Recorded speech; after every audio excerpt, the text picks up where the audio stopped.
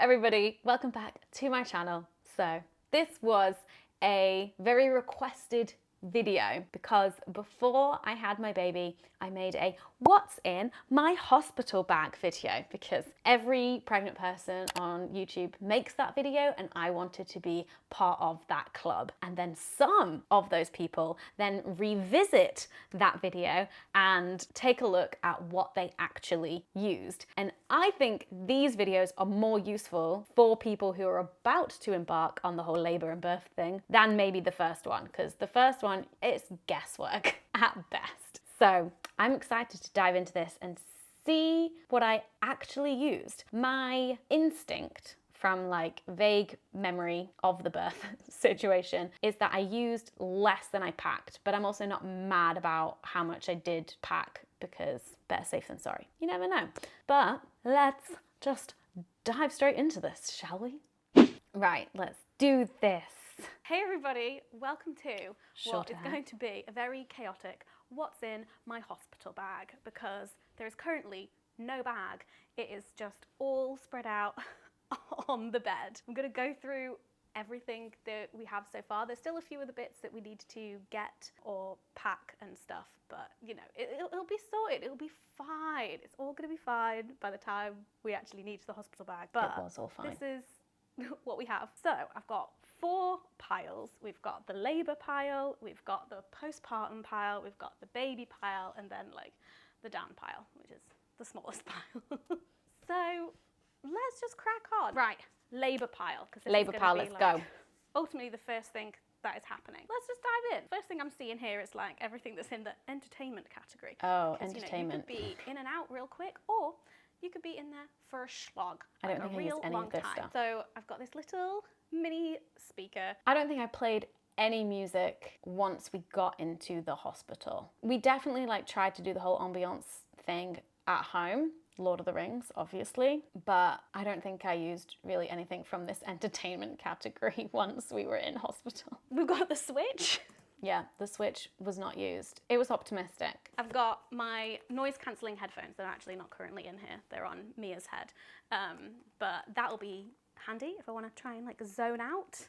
Yeah, I think emotionally just so zoned out that I didn't need the headphones or just didn't even think about it. But then also I didn't really want to cancel out the noise of Rowan breathing, like the postpartum situation. But during labor, it was fine. It wasn't that loud that I remember. The iPad, gonna download a bunch of stuff to watch on it. And then also 2 packs of Flux, the Adventure Time Flux and Star Flux. This is way too optimistic. Like maybe I would have been able to do some of these things after I had the epidural if I hadn't already been in labor for 3 days and was exhausted. Like if it was like straight into labor, straight on the epidural, then maybe I would have been able to do all this stuff. Da da da, the vlog camera. As you saw, I managed to get 1 video clip during labor when we were in hospital, and then 1 video clip post-birth when we were in hospital. But I did manage to film like the odd clip here and there at home when laboring. But yeah, there was just no urges whilst in hospital to really pick up the camera and do any vlogging.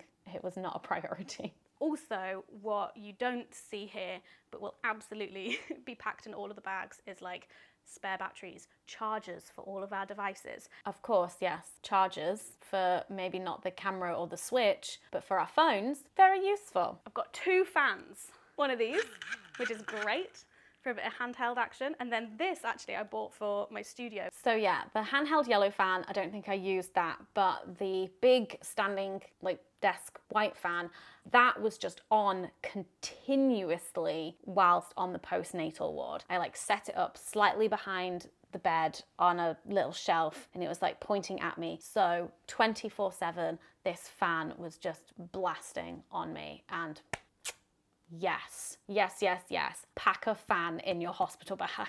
We've got some hairbands because, as you can see, I now have short hair. The hairbands were very useful. I really enjoyed just like having my hair off my face, having the short hair, and then also they came in handy postpartum as well. Got an eye mask to try and get some peace and quiet. I think I did use the eye mask, not during labor, but postpartum, absolutely. When trying to like get some sleep on that ward, the eye mask came in real handy. Some flannels, so Dan can get these in some cold water and like dab me. I don't think we did the cold flannel thing during labor, but it was useful having a flannel in the wash kit for washing myself afterwards. Again, I think most of the stuff I used postpartum, but during labor, like, didn't touch.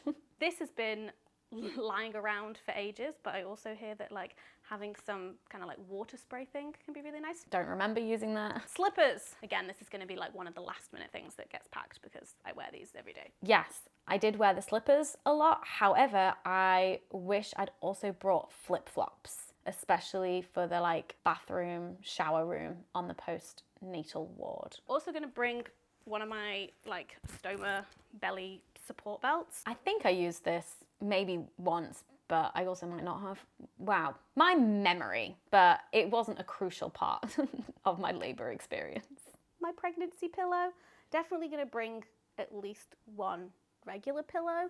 So I brought my massive pregnancy pillow that is on the sofa, and that was very useful. It was nice just having extra cushions and things surrounding me that I used on the postpartum ward again. And actually that pillow has come in real handy because it now makes up my what I call breastfeeding throne on the sofa. So pregnancy, birth and breastfeeding, it has come in handy. Also going to bring a bottle of water with a straw.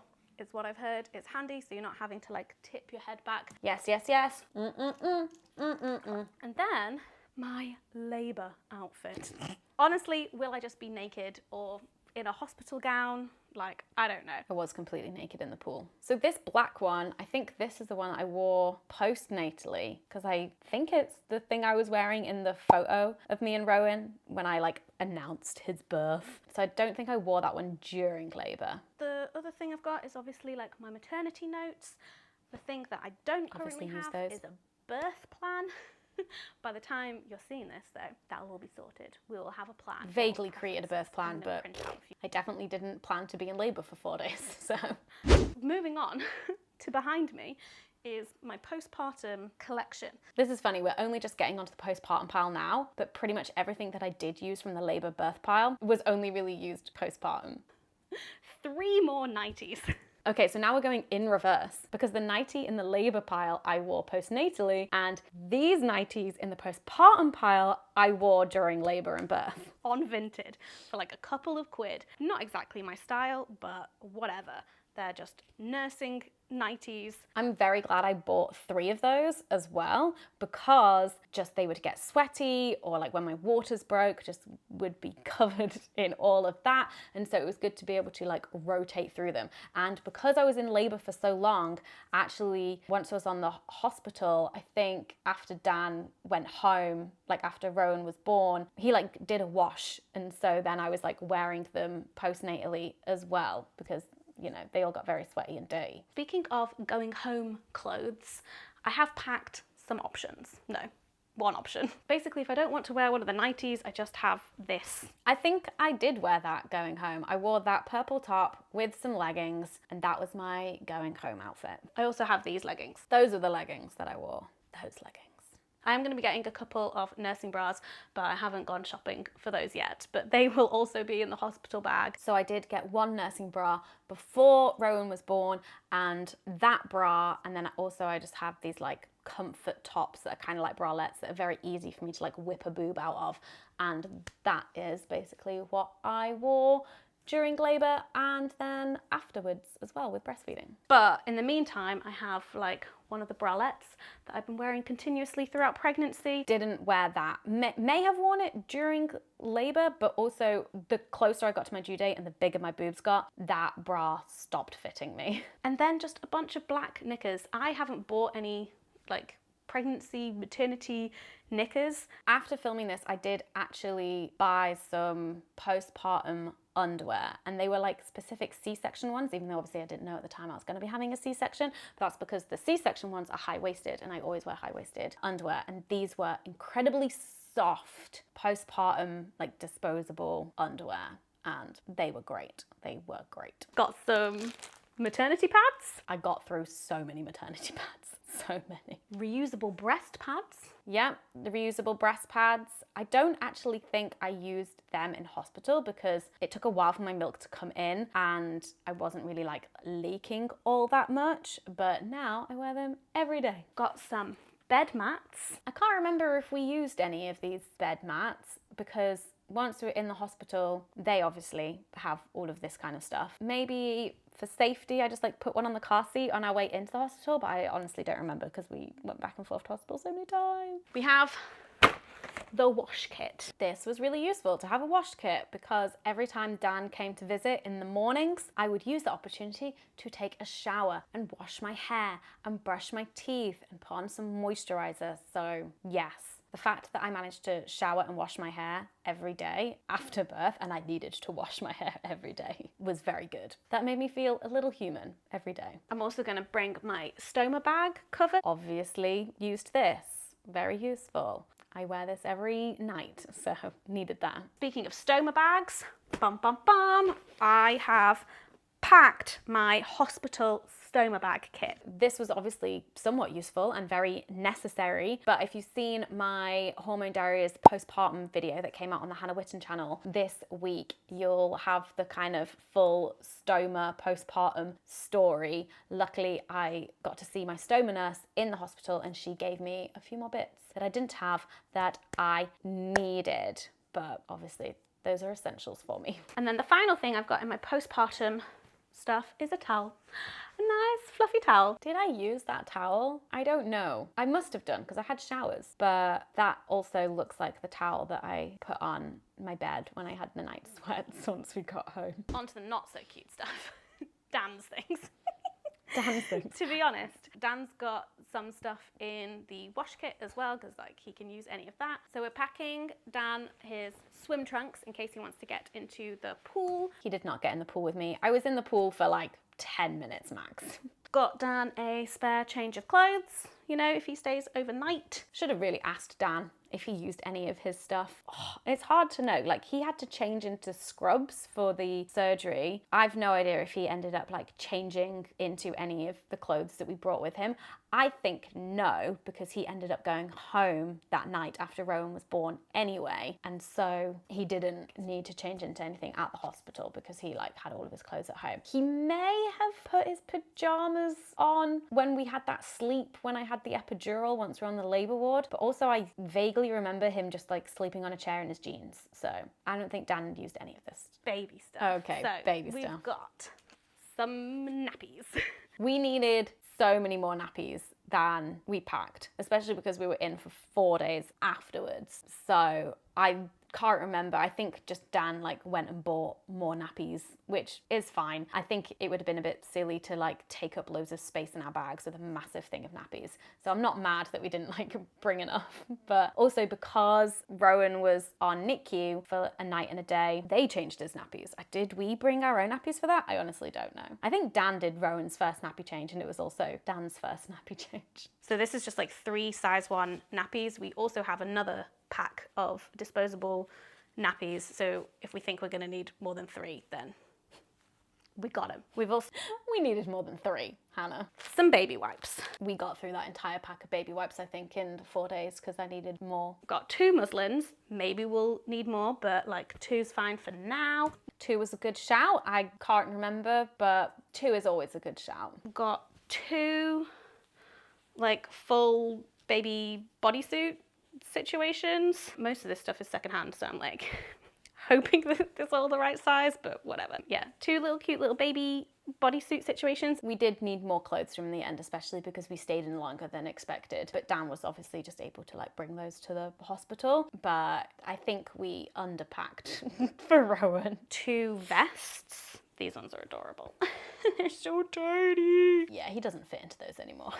The bodysuits have feet on them, but if they're in the vest, because it might be really warm, we also have socks if they need little socks, or a little hat if they need a hat. It's so weird. They always tell you to pack a hat, but hospitals are so warm. But I think maybe they tell you to pack a hat because they want to make sure the baby has a hat for when you leave because it's colder outside. I don't know.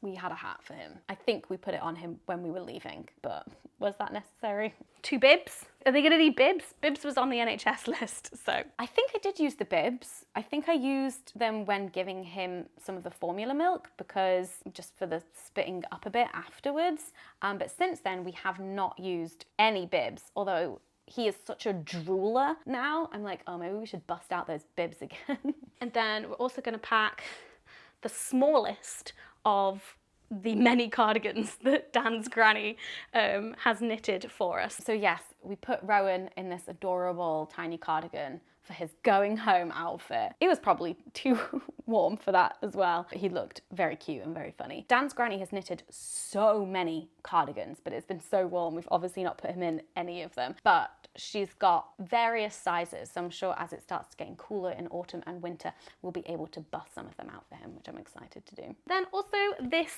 blanket that my gran knitted for the baby. Yeah, we used this. This was Rowan's blanket in his little cot in hospital. Very useful. That's literally everything we're bringing for the baby. And a car seat, obviously. There we go. That is everything. So I feel like most of it we used, and there's definitely a few things that we needed that we didn't pack, but it was very easy to get. You know what? My advice is don't stress about the hospital bag. It'll be fine. So there we have it. I definitely think in some areas we really overpacked, and then in other areas we really underpacked. Like labor, overpacked. Baby, completely underpacked. I don't know. If you're anything like me, maybe that's something to keep in mind. Thank you for watching. Hope you enjoyed this video. I'm curious to know how much of the stuff that you packed in your hospital bag, if you've had a baby, that you used during your experience of all of that. I'm curious to know if it's anything like mine, or you're like, no, absolutely nailed it. Used everything, didn't need anything extra, because wow, very efficient. Love that. I hope you're all doing well, and I'll see you in my next video. Bye.